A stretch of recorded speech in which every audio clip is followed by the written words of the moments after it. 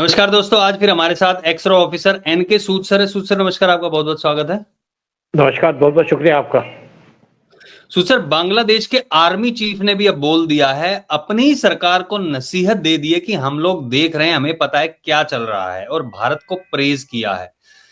वो भी बात करेंगे और ट्रंप ने क्यों कहा कि बांग्लादेश को नरेंद्र मोदी अपने आप देखेंगे, क्या इनका कोई कनेक्शन है और इससे क्या संभावना जताई जा रही है, भारत अपना बदला कैसे लेगा या फिर जो एक सिचुएशन क्रिएट की जा रही है आईएसआई के साथ मिलकर, उसको कैसे टैकल करेगा? देखिए, पहले बात करते हैं ट्रंप के स्टेटमेंट की। जब पीएम मोदी यूएस के अंदर गए थे तो ट्रंप ने बहुत से इश्यूज के खुद हैंडल किया। बहुत से इश्यूज के ऊपर उसने कह दिया कि जैसे स्पेशली बांग्लादेश के ऊपर जो क्वेश्चन पूछा गया कि आप इसके कैसे करेंगे, क्या डीप स्टेट इन्वॉल्व है? उनका डीप स्टेट इन्वॉल्व नहीं है, लेकिन साथ में कहा कि बांग्लादेश को पीएम मोदी टैकल करेंगे। इससे कुछ लोगों को लगा कि ट्रंप अपना हाथ खींच रहे हैं बांग्लादेश से। देखिए, ट्रंप के पास बहुत सी प्रॉब्लम्स हैं, बहुत से इश्यूज हैं। उन्होंने कनाडा को टैकल करना है, उन्होंने कंट्री के अंदर डीप स्टेट को टैकल करना है, उन्होंने रशिया यूक्रेन वॉर को डील करना है, उन्होंने हमास को डील करना है, उनकी डीलिंग है यूरोप के साथ, और उन्होंने एशिया स्पेशली बांग्लादेश को कहा कि मोदी इसको देखेंगे और मोदी को इसका बहुत एक्सपीरियंस है। ट्रंप ने पहले भी कई बार कहा था कि मैंने पीएम मोदी से कहा क्या आपकी हम मदद करें किसी इशू के ऊपर, जब पिछली बार वो प्रेसिडेंट थे, तो पीएम मोदी ने कहा नहीं, हम संभाल लेंगे, हम देख लेंगे। ट्रंप को पता है कि पीएम मोदी की कैपेबिलिटी क्या है, उनको पता है कि इंडिया कितना पावरफुल है और बांग्लादेश इंडिया के लिए क्या प्रॉब्लम कर सकता है। तो उन्होंने पीएम मोदी को फ्री हैंड दे दिया बांग्लादेश को डील करने का। इसी के इंडिया इंतजार कर रहा था। लेकिन पीएम मोदी का एजेंडा है। पीएम मोदी कहते हैं मैं बांग्लादेश से लड़ूंगा या कुछ करूंगा, तो वो अलग बात है, लेकिन मैं बांग्लादेशी उनकी जनता को परेशान नहीं करूंगा। यही काम हुआ था जब बालाकोट की स्ट्राइक हुई थी, तो पीएम मोदी ने कहा था मुझे ऐसी जगह स्ट्राइक करनी है जहां से पाकिस्तान को मैक्सिमम नुकसान हो, यानी कि पाकिस्तान के मिलिटेंट ग्रुप को जिसने इंडिया के ऊपर अटैक किया था। तो उस टाइम पे पीएम मोदी को स्पेशली जो एरियाज दिए गए कहां पे स्ट्राइक करनी है, उन्होंने पीओके को छोड़ दिया कि बड़ा काम है, बड़े काम किया जाएगा। पंजाब के अंदर जो एक जहां पे मस्जिद इन्वॉल्व थी, यहाँ पे टेररिस्ट कैंप इन्वॉल्व था, वो पंजाब के अंदर था और वहां पे मस्जिद भी थी, वहां पे सिनेमा घर भी था। तो पीएम मोदी ने उसको भी छोड़ दिया। बालाकोट इसलिए चुना गया कि वहां पे सिर्फ मिलिटेंट थे और उसी को टारगेट किया गया। बड़ी बेस थी वहां पे मिलिटेंट की, और वही ग्रुप जिसने इंडिया के ऊपर अटैक किया था, टेररिस्ट अटैक किया था, उसी तरीके से उसको चुना गया, उसको टारगेट किया गया और वहां पे 300 से ज्यादा टेररिस्टों को मार दिया। तो पीएम मोदी इस टाइम पे बांग्लादेश से बदला नहीं लेना चाहते हैं। पीएम मोदी इस टाइम पे बांग्लादेश की जो गवर्नमेंट है उसको सबक सिखाना चाहते हैं, और वो काम धीरे धीरे होता है, तरीके से होता है, आर्मी से अटैक करके नहीं होगा। रॉ को पूरी अथॉरिटी दे दी गई है, और रॉ क्या है, बेसिकली रॉ को आज अगर हैंडल कर रहे हैं तो हैंडल कर रहे हैं हमारे एनएसए। तो एक प्लान बना लिया गया कि बांग्लादेश को जो पहली गलती की थी, जो पिछली बार गलती की थी कि बांग्लादेश को लिबरेट तो करा दिया लेकिन उसको छोड़ दिया, उससे हमने ना कुछ वसूला ना कुछ किया। इस टाइम पे पूरी तैयारी की गई है, क्योंकि हमें पूरी अप्रूवल दे दी गई है यूएसए के द्वारा कि बांग्लादेश के अंदर जो चिकन नेक है उसको लिबरेट करा लिया जाए, ताकि इंडिया को जो खतरा बना हुआ है बांग्लादेश से, स्पेशली उसकी चिकन नेक पे, उसको लिबरेट करा के इस खतरे को कम कर दिया जाए और इंडिया की सिक्योरिटी के लिए इंपॉर्टेंट होगा। देखिए, यूएस को देखिए तो यूएस ने क्या किया। यूएस कहता है पनामा कनाल हमें दे दो, फिर यूएस कहता है कनाडा को कि आप हमारी स्टेट बन जाओ, हमारे से मिल लो। तो इंडिया का इस टाइम पे वही प्लान कर रहा है। जैसे इजराइल ने कहा कि हमास का एरिया तो ठीक है, हमको बहुत से एरिया चाहिए जो हमें दे दो ताकि हमारी सिक्योरिटी बनी रहे, और ट्रंप उनको सपोर्ट कर रहे हैं। इसी तरीके से ट्रंप की पूरी सपोर्ट होगी, जो इंडिया लिबरेट कराना चाहता है, स्पेशली रंगपुर का एरिया जो यहाँ पे गोल बना हुआ है, इसके ऊपर का एरिया जो चिकन नेक के क्लोज है, और ये एरिया इंडिया लेना भी चाहता है क्योंकि इस टाइम पे यहाँ पे पाकिस्तान के आईएसए के लोग भी आए हुए हैं इसी को टारगेट करने के लिए। इसी की प्लान चल रही है। तो इंडिया ने डिसाइड किया कि अभी हम बांग्लादेश के ऊपर जो भी करेंगे अपने इंटरेस्ट को पहले देखेंगे, और अपने इंटरेस्ट देखने का मतलब है कि जो हमारा सबसे टारगेटेड एरिया है चिकन नेक का, जो 60 किलोमीटर लंबा है और 15 से 20 किलोमीटर चौड़ा है, और ये यहाँ पे 3 कंट्रीज ज्वाइन करती हैं, एक तरफ नेपाल, एक तरफ भूटान, एक तरफ बांग्लादेश। तो इंडिया इसको लिबरेट कराने के लिए, ताकि ये एरिया को और ज्यादा बड़ा कर दिया जाए। और वैसे भी त्रिपुरा के लोग एक डिमांड कर रहे हैं बड़ा त्रिपुरा, और ये एरिया रंगपुर का इंडिया के अंदर मिला करके बिगर त्रिपुरा बनाया जाएगा, और हमेशा से जो हमारे लिए खतरा बना हुआ चिकन है इसको हटा दिया जाएगा। क्योंकि आज तो वहां पे मोहम्मद यूनुस की गवर्नमेंट है जो हमारे को बता रही है कि इसका क्या खतरा है। इससे पहले शेख हसीना थी तो कोई इशू नहीं था, लेकिन फ्यूचर के अंदर प्रॉब्लम तो हो सकती है। तो इंडिया ने अगर बांग्लादेश को लिबरेट कराया था तो इस टाइप पे इंडिया की सर्विस बनती थी, ड्यूटी बनती थी इंदिरा गांधी की, कि चिकन नेक को सेफ गार्ड किया जा सके। और शायद हमारी प्लानिंग में कुछ गड़बड़ हो गई हो, लेकिन इस टाइम इंडिया पूरी तैयारी कर चुका है कि जो चिकन नेक का एरिया इसको ब्रॉड किया जाए। और दूसरी तरफ जो हम बात कर रहे थे बांग्लादेश की आर्मी चीफ की, आर्मी चीफ की, उसका क्या कनेक्शन है इससे? क्या शेख हसीना का वो वफादार है और उसको भी पता है कि वो इस चीज में भारत की मदद करेगा, या इसके कुछ अलग ही मायने हैं? देखिए उन्होंने जो टारगेट किया इस टाइम पे, उन्होंने टारगेट किया बीएनपी, यानी कि बांग्लादेश नेशनल पार्टी, जो खालिदा जिया की पार्टी है, और साथ में उन्होंने ब्लेम किया है जमात इस्लामी को, क्योंकि इस टाइम पे उन्होंने अवामी लीग का नाम नहीं लिया। जमात इस्लामी वो टेररिस्ट ऑर्गेनाइजेशन है जिसको शेख हसीना ने बैन कर दिया था।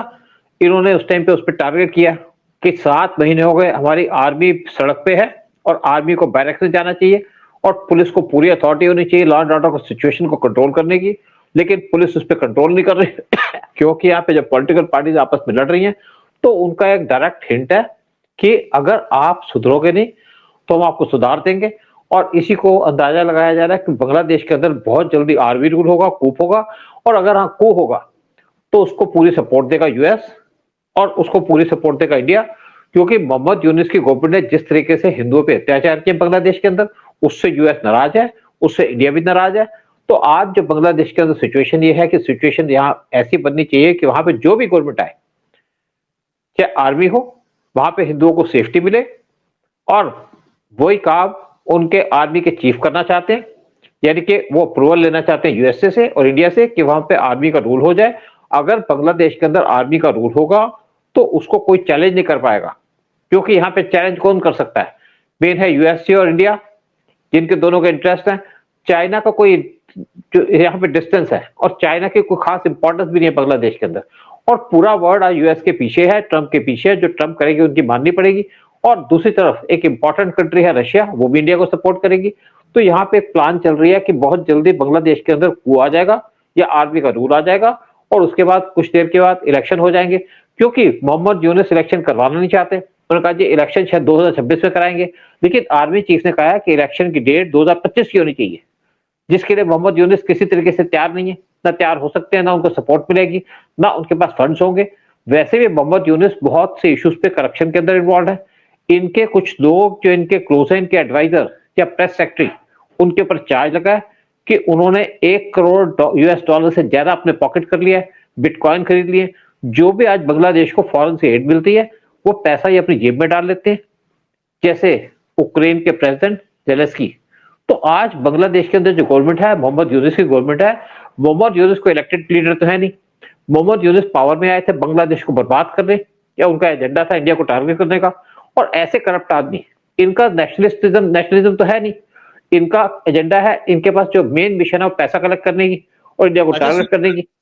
एक आपने बात कही बिल्कुल, ये जो प्रेस सचिव है उसके यूनुस के, उसने बिटकॉइन की जो रकम इकट्ठा की है वो 1 करोड़ अमेरिकन डॉलर है। और ये सिर्फ एक की बात है, बहुत सारे ऐसे लोग हैं। भारत दिल्ली में भी कई पॉलिटिशियन को देखा गया था जो इस तरीके से पैसा इकट्ठा कर रहे थे। अब यहाँ पर बात आती है, जब हम कह रहे थे कि कुछ हिस्सा भारत ले लेगा, और एक ड्रोन्स अटैक की बात भी सामने आ रही थी कि ड्रोन्स अटैक भी हो सकता है क्योंकि वहां पे उन्होंने कुछ ड्रोन खरीदे हैं, वो लगा दिए। तो आर्मी चीफ का ये बयान आने के बाद क्या लगता है कि अब बांग्लादेश हिमाकत नहीं करेगा? क्योंकि जब तक आर्मी चीफ का सॉफ्ट कॉर्नर दिख रहा है भारत के प्रति, तो हिमाकत करने की बात नहीं आती, तो दूसरे तरीके से टैकल किया जाएगा फिर।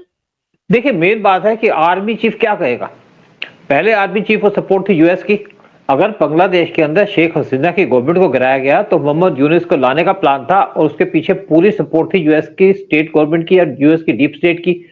और उस टाइम पे जो आर्मी चीफ थे ये भी उसके पार्ट थे। इनको डायरेक्टली कह दिया था यूएस की गवर्नमेंट ने कि आप शेख हसीना को सपोर्ट मत करो, आप उसके खिलाफ जाओ। तो उन्होंने वही काम किया, क्योंकि ये इतने पावरफुल नहीं है, और कोई भी कंट्री एशिया के अंदर वो अमेरिका के डिक्टेट को रिफ्यूज नहीं कर सकती, उनकी मर्जी के खिलाफ जा नहीं सकती, चाहे पाकिस्तान हो चाहे बांग्लादेश हो। तो उन्होंने वही किया जो उनको कहा गया था। और अब मोहम्मद यूनुस वही करेंगे जो उनका एजेंडा बनता है, या उनको कहा जाएगा कि साइलेंटली यहां से कू कर दीजिए और मोहम्मद यूनुस को देश से बाहर निकाल के फेंक दो। उसके बाद यहाँ पे इलेक्शन डिक्लेयर कर दिए जाएंगे, या कुछ देर के बाद जैसे सिचुएशन आएगी तो वहां पे देखा जाएगा कि शेख हसीना कब बांग्लादेश के अंदर वापस जाए। वो इंडिया टैकल करेगा। वैसे भी डोनाल्ड ट्रंप ने कहा था कि ये इशू पीएम मोदी का है, पीएम मोदी को बांग्लादेश देखने दो, तो पीएम मोदी बांग्लादेश को देखेंगे। वैसे भी पीएम मोदी ने सारा काम डाल दिया रॉ के ऊपर कि आप बांग्लादेश के अंदर डील करिए, कैसे बांग्लादेश के अंदर शेख हसीना को इंस्टॉल किया जाता है। जो पहला स्टेप होगा वो होगा मोहम्मद यूनुस को पावर से हटाना, उसके बाद सूनर और लेटर शेख हसीना को बांग्लादेश के अंदर इंस्टॉल करना एज प्राइम मिनिस्टर, क्योंकि वो वहां पे इलेक्टेड लीडर हैं, इलेक्शन से जीत के आई थी।